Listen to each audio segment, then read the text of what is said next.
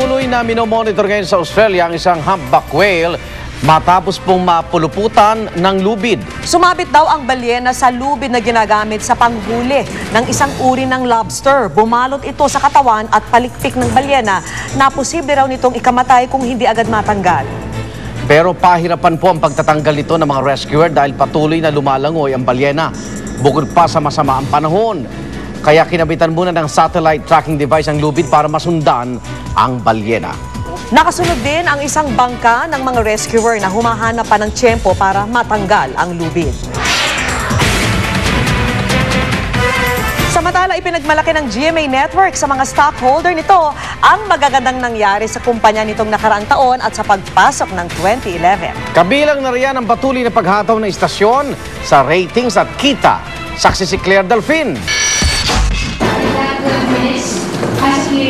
Sa harap ng mga stockholder ng GMA Network, buong pagmamalaking ibinalita ni GMA Chairman and CEO Attorney Felipe Gozon na umpisa pa lang ng taon, nagpasiklab na ng gusto ang Kapuso Network. Simula kasi January 10, nakuha na ng GMA7 ang #1 spot sa nationwide ratings. Base sa datos ng Nielsen TV Audience Measurement, ang pinagkakatiwalaang rating service provider ng industriya. We are working doubly hard to keep our lead. With our clinching of the #1 spot, we have rendered academic the last argument of our advertisers whenever we negotiate with them concerning our rates and share of their advertising budgets. Isa pang good news para sa taong ito, ang matagumpay na paglulunsad ng GMA News TV, ang kauna-unahang news and public affairs channel sa free-to-air TV, na naghahatid ng walang humpay na pagbabalita tungkol sa iba't ibang pangyayari sa loob at labas ng bansa. Tinalakay din sa ulat ni Attorney Gozon ang performance ng kumpanya noong nakaraang taon. The year 2010 was characterized by triumphs and challenges, and by the risks we took to achieve our goals.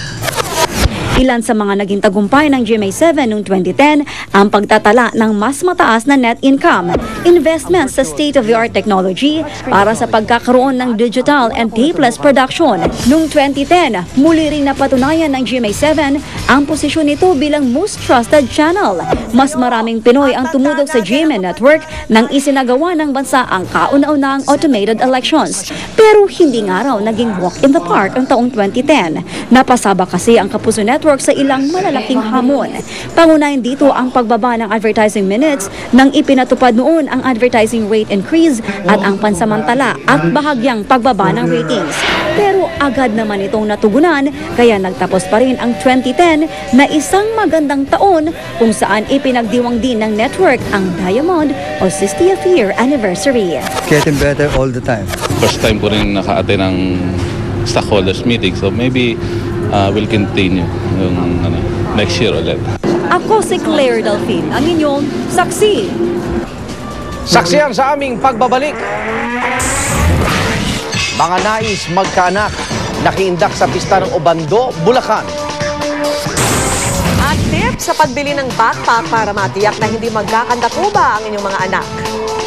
Balitang hatid nag-iisang liga ng katotohanan. Kasama-sama natin pagiging Saksi.